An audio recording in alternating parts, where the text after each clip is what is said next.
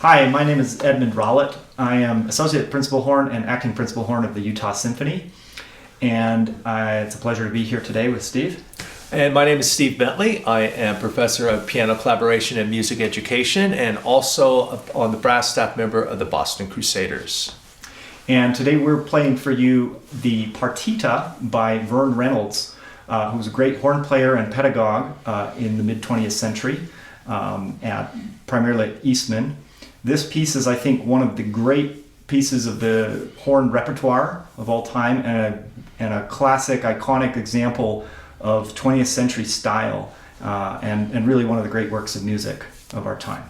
So in this first movement, the title is Melancholia, and I think this is a great emotional moment that is full of opportunity for the horn player. You really get to declaim these almost very angsty moments that is going to set up all of these emotions that are going to come afterwards in the subsequent movements. So for the horn player in this movement, I want to just sort of bare my soul, as it were. And I think it's just a remarkable example of its time, of the spirit of that time, and this sort of space age time, and yet I also think it's very Brahmsian. And what I mean by that is that you have these incredible interplays of time, of offset time, like Brahms would love to do, between the horn and the piano.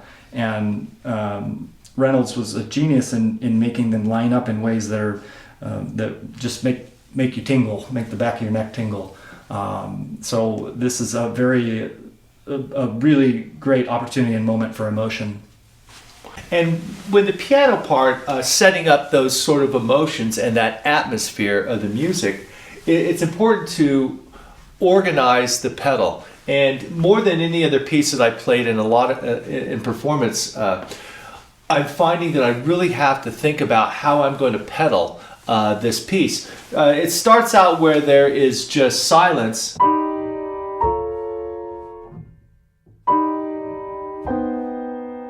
So the pedal needs to be exactly off and on, and you really can't use a lot of pedal. You have to use the light pedal. You have to make sure that you don't hear the pedal when you bring it off. It's a little more of a delicate touch through that. Another section here to make sure that I pedal well is when I'm catching the lower octave. Here there's a grace note before I begin playing here. I'm at rehearsal 3.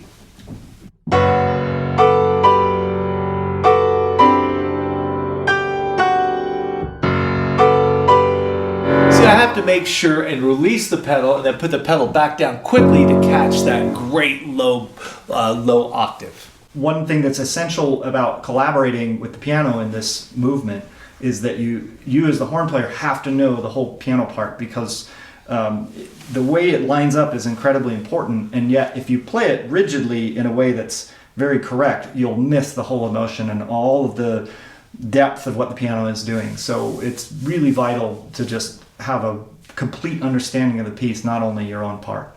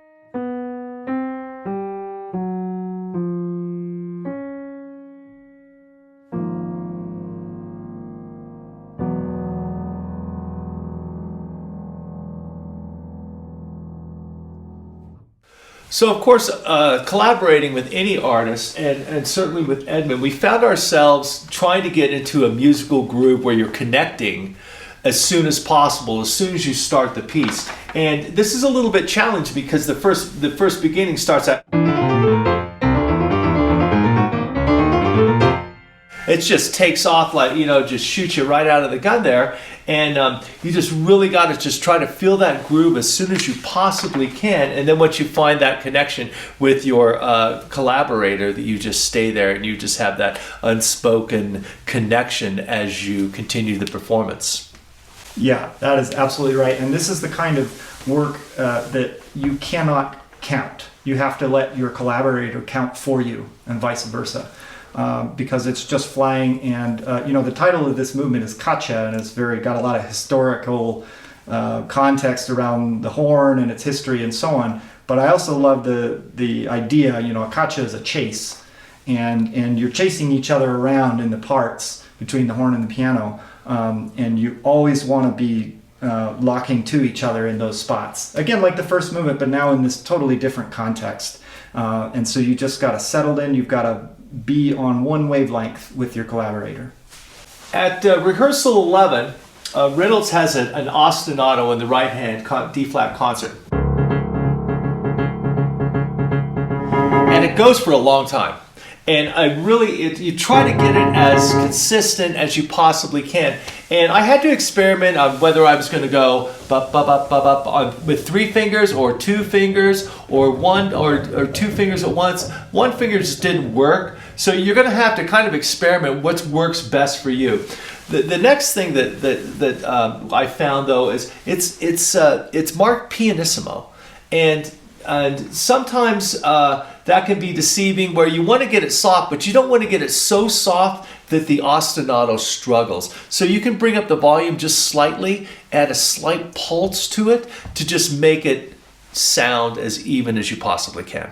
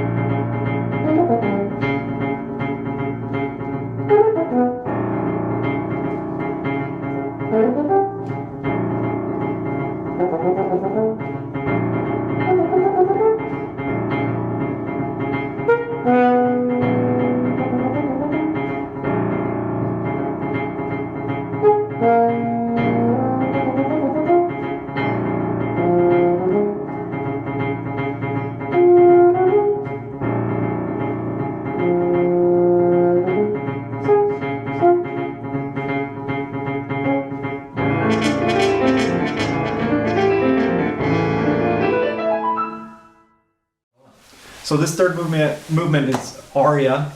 It's just a beautiful, luxurious kind of sound and soundscape.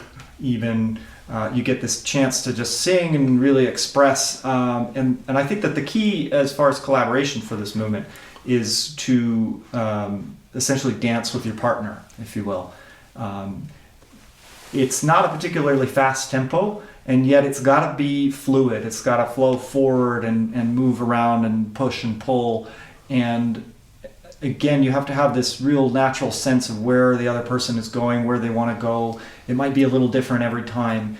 And the more you can be attuned to their approach and where they're heading with things, then the more it's going to just sparkle. And exactly what Edmund was talking about is having that ebb and flow with the artists that you're collaborating with, and of course the most important thing to be able to do that for both artists is to know the other person's part completely. So you'll know when to ebb it, when to push it or when to pull it, and the melodic lines will interweave. And obviously sometimes the horn player will have a moment where they need to shine, and then you'll back off and then be able to push through that as well. One of the really interesting compositional areas of this piece is right before rehearsal 14, where the piano is finishing the phrase and the horn player is just beginning the phrase, and there's 2 counts where that ending and beginning start, and it just continues this extended phrasing here. And I'm trying to finish my phrase here.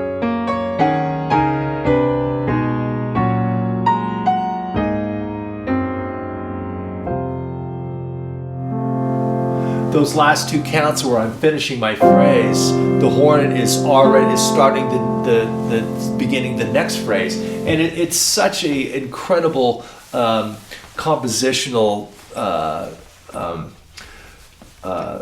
moment there that make sure that you look for those sort of moments all throughout this piece. Mm-hmm. And just to jump on what Steve was saying, which is absolutely right about extended phrasing, Reynolds gives the horn player 2 breath marks in the whole movement, and I like to think of those being his intention for the phrases. So you could almost look at this as a whole movement that's only 3 phrases with a little coda at the end, and the challenge is to maintain that phrase even over all of what's happening. You have conclusions in the piano and conclusions in the horn, and yet you've got to keep that thread until the very end, and it's a